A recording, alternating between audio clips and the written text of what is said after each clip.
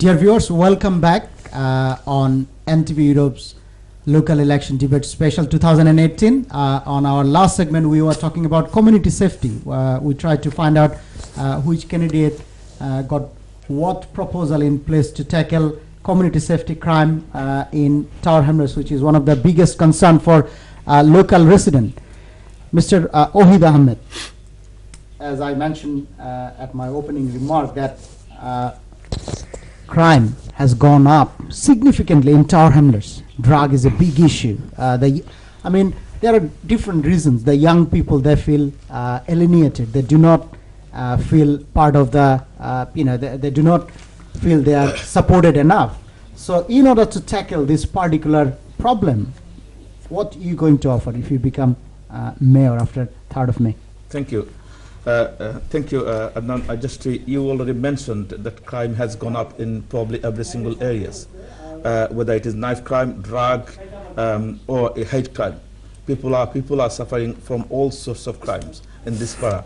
And when I was a lead member, when I was a deputy mayor with Lutfur Rahman, obviously we had so many initiatives in this borough. Thank you very much. You have achieved so much, but I want to know what you're going to do. Yeah, exactly. So what it is, that if I become a mayor, yes, in my manifesto side, I will bring 60 additional police officers for this borough. Right. I will reintroduce what I have done, like community safety walkabout. Right. I will reintroduce community mobile police surgeries. Right. One of the things Barack Amanda shared with me when she came in first, she said, how do I build confidence in our community? And I said, you cannot build confidence when you cut all the initiatives, but to engage with the local community.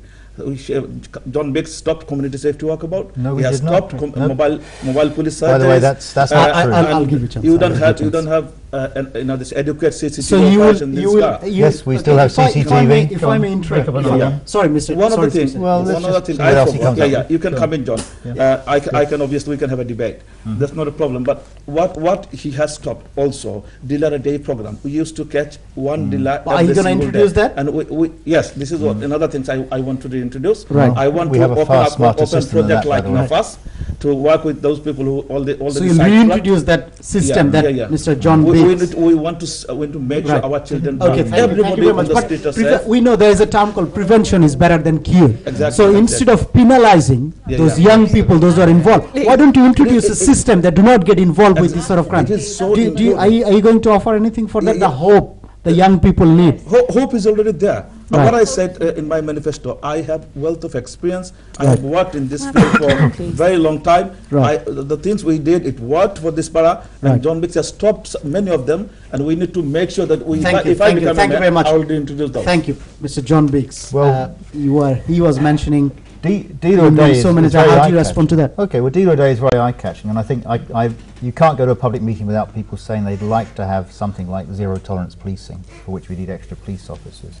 But as I think most of the panel agree, you need to actually get underneath the problems. If a Dealer Day simply means that you arrest someone on the street corner without finding out who the main dealer is, and without getting intelligence-based policing and arresting the serious problem causes, without getting young people onto a more useful path in their lives, without getting people into training. Right. So you don't think that idea was feasible? Well, we currently arrest more than one dealer a day, but we also arrest people with the police who have done all sorts of things related to crime as well. So it's not just about arresting a dealer as part of a network, it's about disrupting the whole network and changing the direction. Thank you very much. Thank you. You talked about hope. Hope isn't there. Right. Young people feel disenfranchised, disillusioned. Their mothers, whom I speak to, often say to me, my worst fear isn't just about my son or my daughter being attacked by a knife crime. What if my son or my daughter is the person carrying the knife? Right. We have to use preventive methods. We've got to make sure that our youth services are working with our communities, our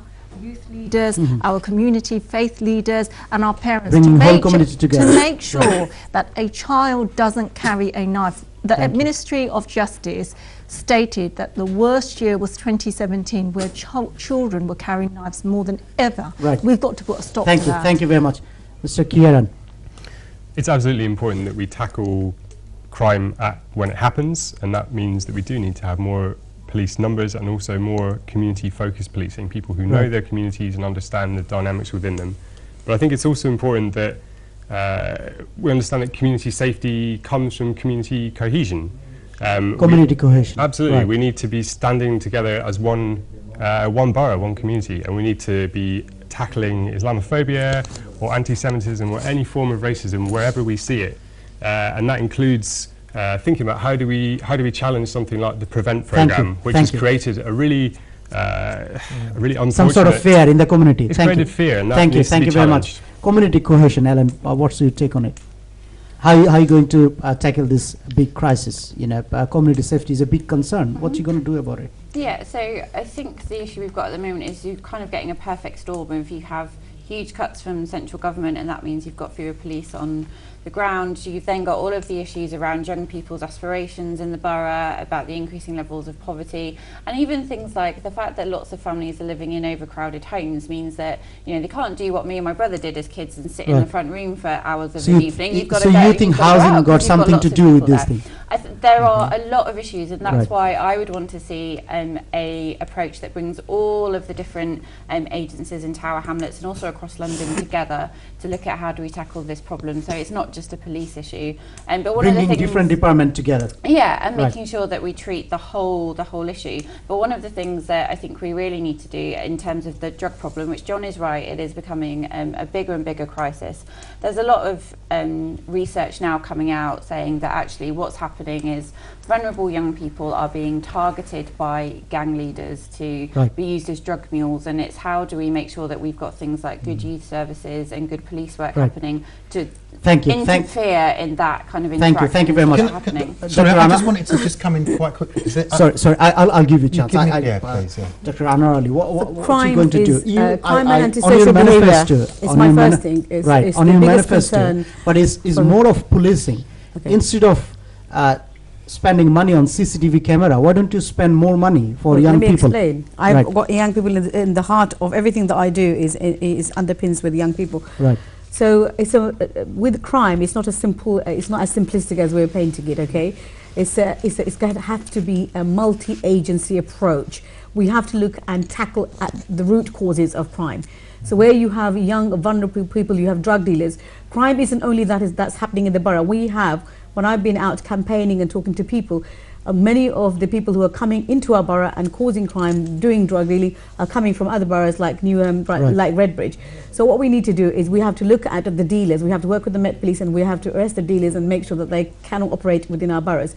Secondly, the aspiration of young people, we need to, first of all, we're glossing over this fact. The fact of the matter is that under the previous to the Labour administration, our Tower Hamlets Youth Service was found by a judge to be totally and utterly corrupt.